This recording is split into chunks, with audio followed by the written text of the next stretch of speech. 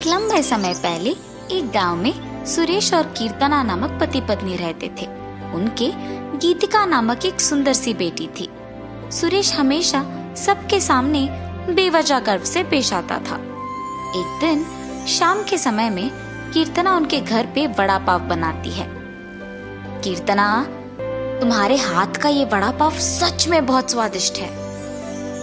और इतने में उनके घर सुरेश के रिश्तेदार आते हैं। अरे सही समय पे आए हैं, मेरी बीवी अभी अभी गर्मा गर्म वड़ा पाव बना रही है, बहुत स्वादिष्ट है। कीर्तना, जरा मेरे रिश्तेदारों के लिए भी वड़ा पाव बना के ले आना। जी अभी लाई। ये कह के गर्मा गर्म वड़ा पाव बना के वहां लाती है और उनके रिश्तेदारों को परोसती है। उनके रिश्तेदार उसे खाने के बाद कहते हैं, सुरेश, तुमने ठीक कहा, हम वाकई ही सही समय में आए हैं, वरना इतने स्वादिष्ट वड़ा पाव हम नहीं खा पाते। मेरी बीवी जब भी वड़ा पाव बनाती है ऐसे ही एकदम स्वादिष्ट वाले ही बनाती है, इसीलिए जितने भी बार बनाती है मैं उन्हें उतने ही प्यार से खाता हूँ। हाँ, बात तो सही है, इतने स्वादिष्ट वड़ा पाव तो कोई आसानी से नहीं बना सकता। अगर तुम्हारी बीवी ने दुकान लगाया तो लोग खरीद के खाएंगे ने। हाँ नरेश, अगर मैं इतना स्वादिष्ट वड़ा पाव बनाती तो पक्का दुकान लगा देती। अगर मैं अपनी बीवी के साथ एक वड़ा पाव का दुकान शुरू करूंगा तो सभी वही आके खाएंगे और उन्हीं स्वादिष्ट वड़ा पाव के बारे में सारा गांव बात करेगा। ये एक अच्छा सोच है। ऐसे ही उसके रिश्तेदारों के जाने के बाद भी उसी विचार के बारे में सोचते रहता है। तब कीर्तना को नजर आता है कि उसके पति किसी सोच में पड़े हैं। उनके पास जाकर कहती है, क्या हुआ जी, किस चीज के बारे में इतना सोच रहे हैं आप? कीर्तना, तुमने तो सुना है ना कि मेरे रिश्तेदारों ने क्या कहा, हम हमारे घर के सामने ही एक वड़ा पाव का दुकान लगाएंगे। तब मेरे रिश्तेदारों के ही तरह इस गांव के सारे लोग उसी के बारे में बात करेंगे। ठीक है, आपके विचार के अनुसार ही हम वड़ा पाव बना के बेचेंगे, लेकिन आपको अब से ऐसे बेवजह गर्व की बातें करना बंद करना पड़ेगा। अगर आप इसी बात को मानकर अपने बर्ताव को बदलने का वचन देंगे तो ही हम ये व्यापार शुरू करेंगे। हाँ, अब अगर मैं अपनी बीवी की बातों को नहीं मानूंगा तो वो शायद व्यापार शुरू करने के लिए नहीं मानेगी और मैं ख्यालों के अनुसार और मेरे ख्यालों के अनुसार कुछ नहीं होगा। ठीक है कीर्तना, तुम्हारी इच्छा के ही अनुसार मैं अपना बर्ताव बदलूंगा। हम कल से ही वड़ा पाव बना के बेचेंगे।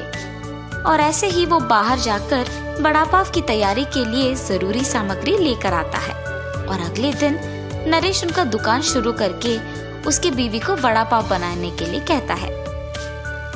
कीर्तना उसके पति के बातों के अनुसार ही वड़ा पाव बनाना शुरू करती है।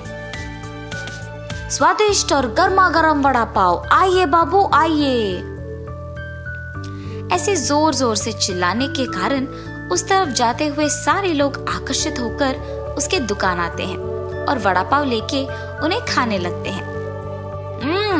सुरेश, वड़ा पाव तो बहुत गर्म और स्वादिष्ट है।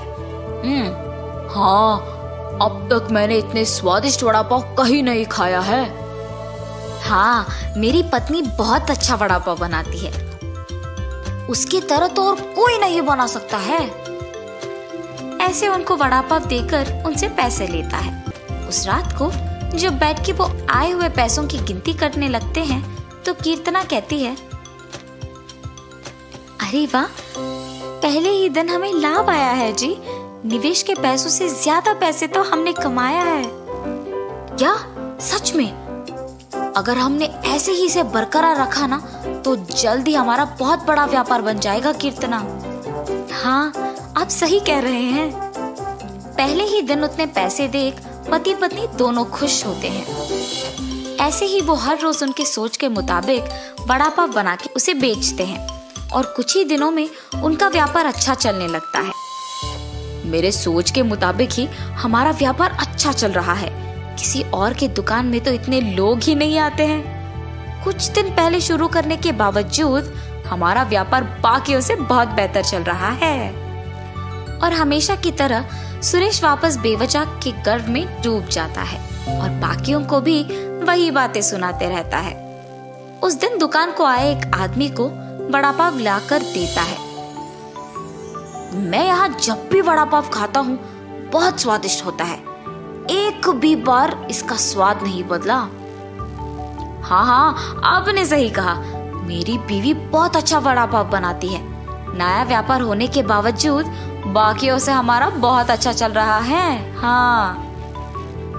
ऐसे ही वहाँ मौजूद सभी से बात करता है और ऐसे ही बात करते हुए वो उन लोगों से पैसे लेना भूल जाता है।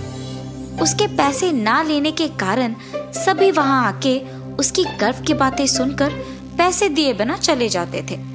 कुछ दिन बाद सबको जब सुरेश की कमजोरी का पता लग गया तो वो वड़ा पाव मंगा के उसे खा के पैसे देने के लिए उसके पास जाकर वड़ा पाव के बारे में बात करना शुरू करते थे।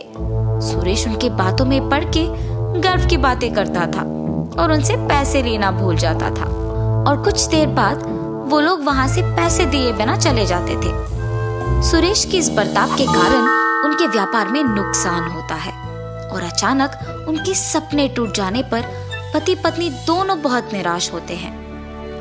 कीर्तना, मुझे माफ करो, इस सब का कारण मैं हूँ। मेरे इस झूठे गर्व के कारण ही सबको मेरी कमजोरी का पता लग गया और उन्होंने उसका फायदा उठाया। इसीलिए हमें अब नुकसान भुगतना पड़ रहा है। ऐसे कह के बहुत दुखी होता है। आपको अपनी गलती का एहसास हो गया, बस ये काफी है। अब से हम हमारा व्यापार ढंग से चलाएंगे। ठीक है कीर्तना। और तब से पति पत्नी दोनों उनका वड़ा पाव का व्यापार बहुत अच्छे से चलाते हुए खुश रहते हैं।